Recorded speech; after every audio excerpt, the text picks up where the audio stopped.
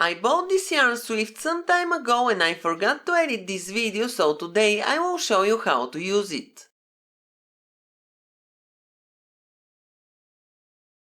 Let's open the box and see what there is inside. In the box we can find the yarn swift and the instructional sheet. The instructions are translated into 2 languages.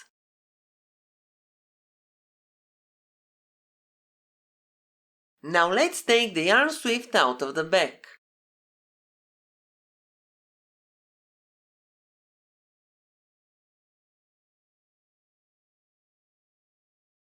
The mounting clamp is attached to the yarn swift. At first I will loosen the screw to attach the yarn swift to the desk. Basically, the mounting clamp should be inserted the other way around, but it works both ways and I'm used to clamping the swift as shown in the video. As you can see, it can be attached to a very thick desk, which is very good. Hold the mounting clamp and tighten the screw securely. Now it should look like this. You can mount the yarn swift horizontally or vertically. Hold it into position and tighten the wing nut on the side.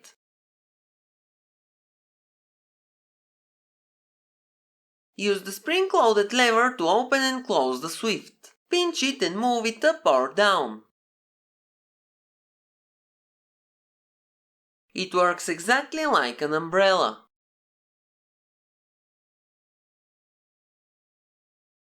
To wind the yarn, you have to use the plastic lever on top of the swift.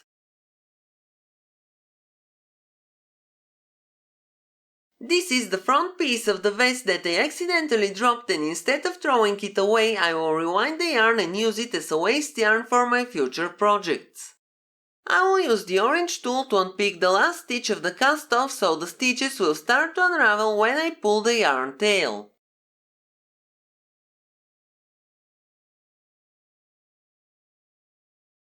I will start by winding the yarn several times around the yarn swift. Also, I will leave the end of the tail to hang down. Now I will put the vest on the floor and I will hold the yarn with my left hand. I will use my right hand to rotate the handle of the swift. It's very mesmerizing to watch. Please don't forget to support me by liking and sharing the video. After you wind the yarn, you have several options. You may use a yarn winder and rewind the yarn into beautiful cakes. If you look closely, you will notice that the yarn is not well wound because I forgot to use my hand as a yarn guide. My winder has a missing cone, so I will use a toilet paper roll. After you thread the yarn winder, hold the yarn from the swift with your left hand and rotate the crank with your right one. This way your yarn will be tensioned evenly.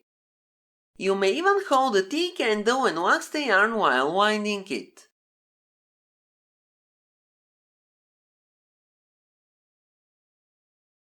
This is what my yarn cake looks like. Now here comes the scary part. I will show you how to rewind the yarn hank. First you have to remove the label. Untwist the hank until it looks like a circle and place it over the yarn swift.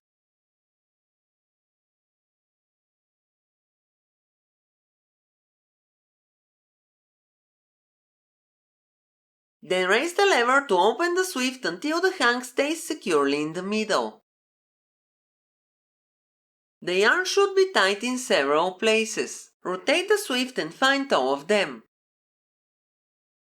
A thicker yarn is used in 2 places and the ends of the yarn are tied together.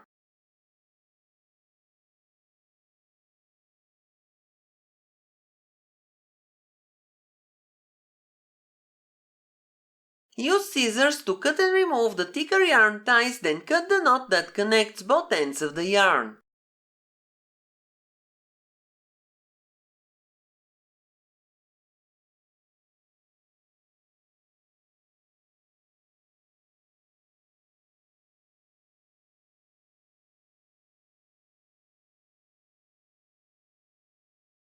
Pull both ends slightly to see which one will start to unwind.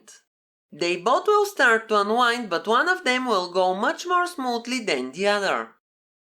This will be the one we will thread into the yarn winder first. When you find the right end, you can start rewinding the yarn. You have to wind the cone with a consistent speed to achieve the best results.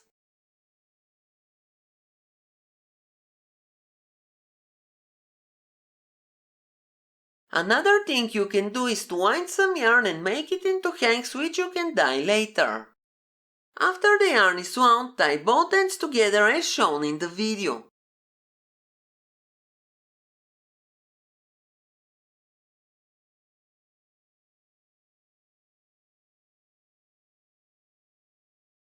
Now you have to tie the yarn in several places. Use contrasting yarn so you can find it easily when it's time to rewind it. Also, you may use synthetic yarn strands because they won't get dyed. I will tie my hank in 3 different places.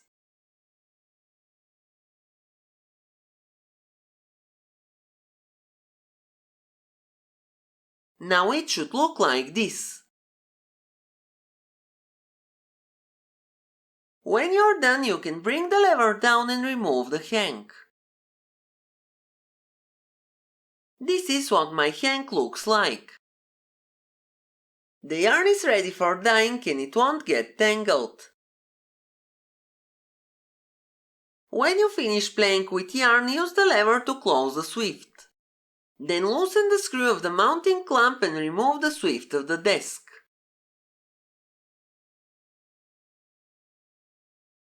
Loosen the wing nut and tighten the screw for the mounting clamp.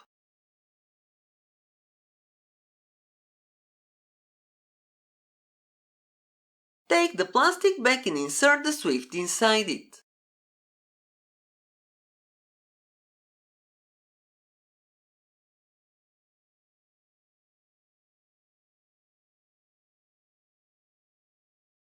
Now put back the twist wire, then insert the swift back into its box.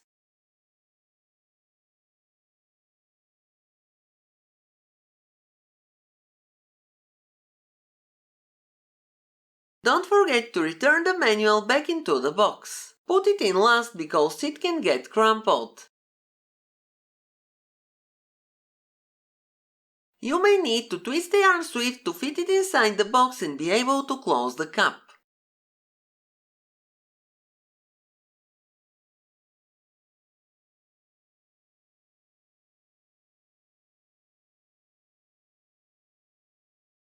Do you know what is this?